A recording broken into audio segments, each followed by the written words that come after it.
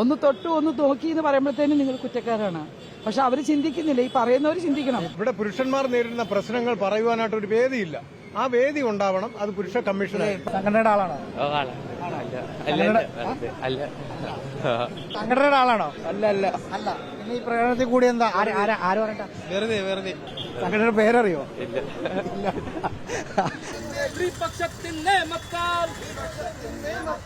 സംഘടനാ പ്രവർത്തകരാണ്. അത് ഇവിടെ ട്രിവാൻഡ്രം ഉള്ളവരല്ല, കാസർഗോഡ് നിന്നുള്ളവരുണ്ട് ഇതിനകത്ത്. അപ്പോൾ പല ജില്ലകളിൽ നിന്നുള്ളവരാണ്. അവർക്ക് എല്ലാവരും ഫാമിലി കോർട്ടിൽ കയറി ഇറങ്ങുന്നവരാണ്. കേസുമായിട്ട് ജയിലിൽ കിടന്നവരുണ്ട്. ഇന്ന് അന്താരാഷ്ട്ര പുരുഷ ദിനമാണ്. മെൻസ് അസോസിയേഷന്റെ നേതൃത്വത്തിൽ തിരുവനന്തപുരത്ത് സെക്രട്ടേറിയറ്റിന് മുമ്പിലൂടെ അവർ പ്രകടനം നടത്തി മുന്നോട്ട് പോവുകയാണ്. KSRTC ബസ്സിലടക്കം പുരുഷന്മാർക്ക് സംവരണം വേണം എന്നതൊക്കെയാണ് ആവശ്യം.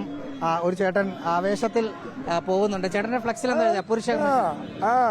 എന്റെ ആവശ്യം മനുഷ്യന് ജീവിക്കണം എന്നേ ഉള്ളൂ. മനുഷ്യൻ സ്ത്രീകൾ ജീവിക്കണം, അത്രേ ഉള്ളൂ. മനുഷ്യന്മാര് സ്ത്രീകളും ഒന്നായി നമ്മളെ സഹോദരി പറഞ്ഞാല് പുരുഷനും മനുഷ്യനും തുല്യാവശ്യം പറഞ്ഞു. അതാണ് നമ്മളെ കാര്യം. ചേട്ടന്റെ പേരെന്താ? എന്റെ പഠിച്ചേ. ഇന്നത്തെ ഈ പരിപാടിക്ക് ആരാ വിളിച്ചേ? എന്റെ പേര് ഞാൻ അറിഞ്ഞു വന്നത്. പരിപാടിയുടെ മെയിൻ ആളാണോ? അറിഞ്ഞു വന്നാ? അറിഞ്ഞു. ആരും വിളിച്ചൊന്നുമല്ല? ഇല്ല. ഒരാളും വിളിച്ചില്ല? ഇല്ല. എന്റെ സഹോദരിക്ക് വേണ്ടി വന്നു. സഹോദരിക്ക് വേണ്ടേ?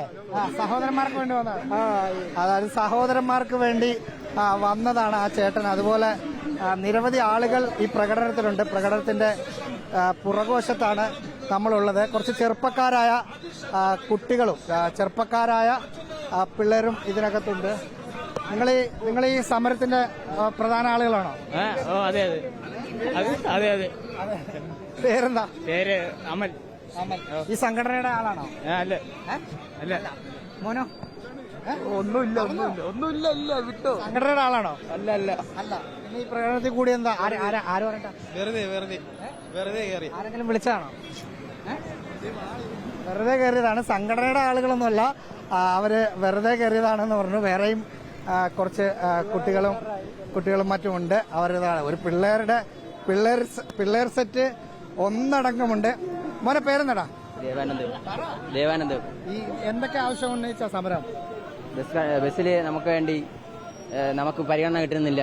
അതുകൊണ്ട് അതിന്റെ വേണ്ടിയുള്ള പ്രതിഷേധമാണ് ഇവിടെ നടക്കാനിരിക്കുന്നത്. നിങ്ങൾ സ്റ്റുഡൻസ് ആണോ? സ്റ്റുഡൻസ് ആണ്. ഈ സംഘടനയുടെ ആളുകളാണോ? സ്റ്റുഡൻസ് ആയി അല്ലാതെ വന്നതാ. സ്റ്റുഡൻസ് ആയി വന്നത്. ആരെ വിളിച്ചേ? പരിപാടിക്ക് നമ്മളിവിടെ ചേട്ടനാണ്. ചേട്ടൻ ബിരിയാണി മേടിച്ചരാന്ന് പറഞ്ഞു? ഇല്ല. അല്ലാതെ വന്നത്. അല്ലാതെ വന്നു. നിങ്ങൾ പേരെന്താ? സംഘടനയുടെ ആളാണോ? സംഘടനയുടെ പേരറിയോ? ഇല്ല. ആരാ പരിപാടിക്ക് വിളിച്ചേ? കൂട്ടുകാരെ വിളിച്ചിട്ട്. എത്ര പേരുണ്ട് നിങ്ങള്? 4-5 പേരാണ്. 5 പേര്. എന്താ നിങ്ങക്ക് പരിപാടിയിൽ പങ്കെടുക്കുമ്പോ പിന്നെ എത്ര രൂപയാ? പേയ്മെന്റ് ഒന്നും പറഞ്ഞില്ല ഇതുവരെ. എങ്കിലും എത്ര കിട്ടും? 500 കിട്ടുമോ? അറിഞ്ഞൂടാ, ഒന്നും പറഞ്ഞില്ല. ഏറ്റവും കുറഞ്ഞ സാധാരണ എത്ര? ആദ്യമായിട്ടാ പറഞ്ഞു. എങ്കിലും എത്ര തരാന്ന് പറഞ്ഞു? 200 രൂപയ്ക്കോ? എത്ര സമയം നിക്കണം? അതൊന്നും പറഞ്ഞില്ല. ഇങ്ങനെ ഒരു പരിപാടി കൊണ്ട് എല്ലാവർക്കും കൂടെ പോവാന്ന് പറഞ്ഞു. എന്താ പരിപാടി എന്നൊന്നും പറഞ്ഞില്ല? ഇല്ല. അതാണ് ഈ തരത്തിലാണ് കുട്ടികൾ മുഴുവൻ വന്നിരിക്കുന്നത്. പ്രായമായ ആളുകളും ഇങ്ങനെയാണ് വന്നിരിക്കുന്നത്. നമ്മൾ സംസാരിക്കുന്ന മിക്ക ആളുകൾക്കും ഇത് എന്താണെന്ന് പോലും അറിയില്ല. എന്തായാലും പുരുഷന്മാരുടെ പുരുഷന്മാരുടെ ഉന്നമനത്തിന് വേണ്ടി പ്രവർത്തിക്കുന്നു എന്നാണ് പറഞ്ഞത്. ഇതിൽ സീരിയൽ നടി പ്രിയങ്കയെ പോലുള്ള ആളുകളും പങ്കെടുക്കുന്നുണ്ട്. പുരുഷന്മാർക്ക് കുറെ KSRTC ബസ്സിലടക്കം സംവരണം വേണമെന്നുള്ളതാണല്ലേ? പിന്നല്ലാണ്ട് സ്ത്രീകൾക്കുണ്ടെങ്കിൽ പുരുഷന്മാർക്കും സീറ്റ് അതേപോലെ തന്നെ വേണം. എന്താ അവർക്ക് കൊടുക്കാതിരിക്കേണ്ട കാര്യം എന്താ? പ്രത്യേകിച്ച് ഇപ്പൊ ആരാ ഭരിക്കുന്നത്? ഗണേഷ് കുമാർ എന്ന് പറഞ്ഞാൽ ഞങ്ങളുടെ ഗണേശനല്ലേ. ഇവരത് ശ്രദ്ധയപ്പെടുത്തിയാൽ തീർച്ചയായിട്ടും അതിന് പരിഹാരം ഉണ്ടാവും. വേറെ എന്തൊക്കെയാണ് അടിയന്തരമായി വേണ്ടത്? അടിയന്തരമായിട്ട് വേണ്ടത് ഈ പുരുഷ കമ്മീഷൻ തന്നെയാണ് അടിയന്തരമായിട്ട് വേണ്ടത്. ഈ പുരുഷ ദിനത്തിൽ ഞാൻ പറയുന്നു, നിങ്ങൾക്കുള്ള ഒരു വേദിയാണ് ഇവർ ഒരുക്കി തരുന്നത്. ആരാണെങ്കിലും നിങ്ങൾക്കുള്ള പ്രശ്നങ്ങൾ സംസാരിക്കാൻ ഒരു വേദിയില്ല. ഒന്ന് തൊട്ടു ഒന്ന് നോക്കി എന്ന് പറയുമ്പോഴത്തേനും നിങ്ങൾ കുറ്റക്കാരാണ്. പക്ഷെ അവർ ചിന്തിക്കുന്നില്ല, ഈ പറയുന്നവർ ചിന്തിക്കണം. തൊടുന്നതൊക്കെ പ്രശ്നമല്ലേ? അതാ പറഞ്ഞ ആ തൊടുന്ന ആൾക്കാർ പറയുന്നവർ ചിന്തിക്കേണ്ട ഒരു കാര്യമുണ്ട്.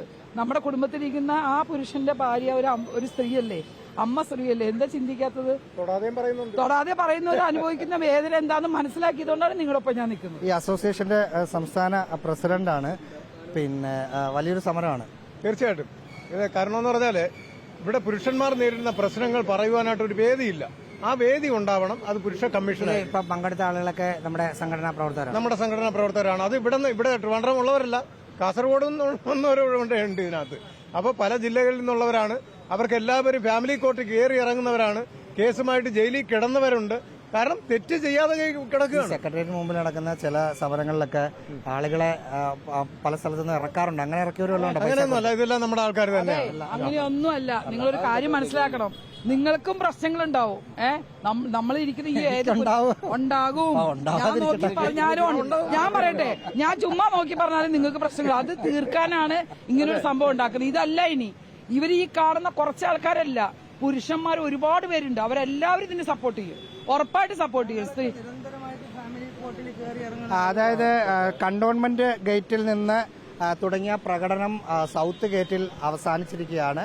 ഒരു 10-25 പേർ അല്ലെങ്കിൽ 30 പേർ പങ്കെടുത്ത പ്രകടനമാണ് നടന്നത്. ഇനിയും അവർക്ക് എന്തൊക്കെയോ പരിപാടികൾ നടത്താനുണ്ട്. വീഡിയോ ജേർണലിസ്റ്റ് നന്ദുവിനൊപ്പം reporter Rahees Rasheed, in reporter, Thiruvananthapuram.